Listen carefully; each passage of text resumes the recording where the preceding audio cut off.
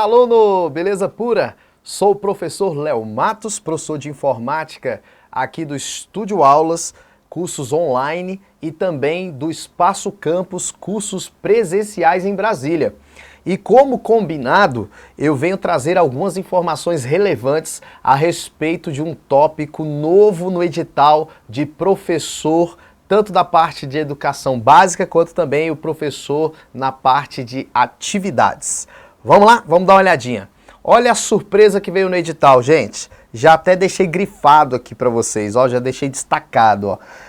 O tópico 3 dos temas educacionais e pedagógicos vai cair tanto para os cargos de professor de educação básica, de todos os cargos de professor de educação básica, quanto também para o cargo de atividades.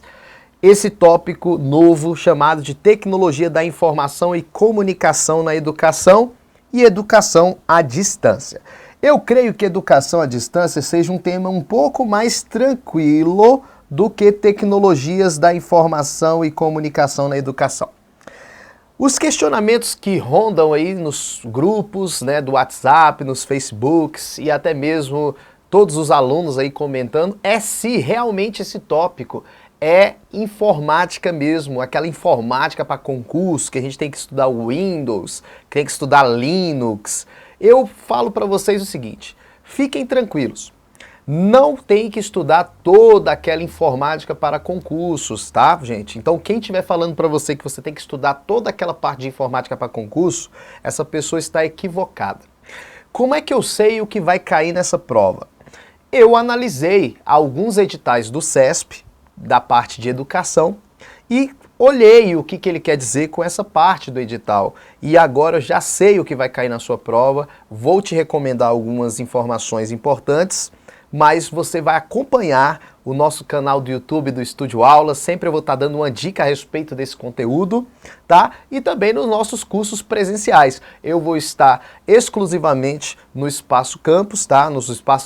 Em todas as unidades do Espaço Campus, cursos presenciais em Brasília, Taguatinga, Ceilândia, Asa Norte, Planaltina, Gama, Águas Claras, Guará. Eu vou estar em todas as unidades com esse tópico e com certeza nós vamos acertar essas questões da prova, tá bom? Mas o que realmente vai cair nesse tópico, professor? O que realmente eu tenho que estudar? Vamos lá, dá uma olhadinha.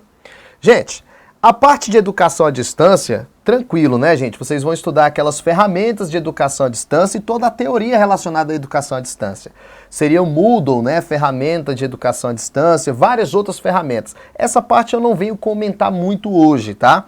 Mas no decorrer das dicas a gente vai comentar sobre educação à distância, toda a teoria relacionada à educação à distância, as ferramentas que podem ser usadas na educação à distância, no EAD, né? Nós vamos falar sobre isso, então você tem que estudar essa parte das ferramentas. Agora, o mais surpreendente é tecnologia da informação e comunicação na educação. Veja bem, gente, presta atenção. Em outros concursos do CESP da área de educação já vinha caindo assim multimídia na educação, né? Recursos de multimídia na educação. E aí, quando a gente fala recursos de multimídia na educação, estamos falando do uso de o quê? Televisão, né? Videocassete, antigamente videocassete, hoje aparelho de DVD, né? Data show, enfim. Então, isso é o uso de multimídia na educação, usar ali dentro na hora de ministrar a aula mesmo para o aluno, usar essas tecnologias multimídia. Beleza, só que nesse não veio multimídia na educação, veio um assunto um pouco mais amplo, que é a tecnologia da informação e comunicação na educação. Quando a gente analisa algumas provas, a gente sabe que ele está falando do quê? Ele está falando do uso da tecnologia da informação, ou seja, o uso da informática, tanto pelos profissionais educadores, né, ou seja, tanto na área ali administrativa do negócio, preparação de aula, como também dentro da sala de aula, passar isso para o aluno. Não quer dizer que você vai dar aula de informática dentro da turma, mas você vai ter que saber um pouco sobre as ferramentas, sobre os programas que podem ser usados ali para reforçar o ensino. Então, para isso, você tem que ter uma base de conhecimento. Tá? Você não vai dar aula de informática, mas você tem que ter um conhecimento, entende? Vamos olhar ali, vamos lá, vamos ver o que pode cair a respeito disso. TICs, Quando vocês forem pesquisar sobre o assunto, pesquisem sobre TICs, Tecnologia da Informação e Comunicação. Olha aqui, gente. Quando a gente fala de Tecnologia da Informação e Comunicação, nós não podemos destacar quem são os principais envolvidos, né? Ou seja, na educação a gente usa TV, nós usamos data show, nós usamos computador.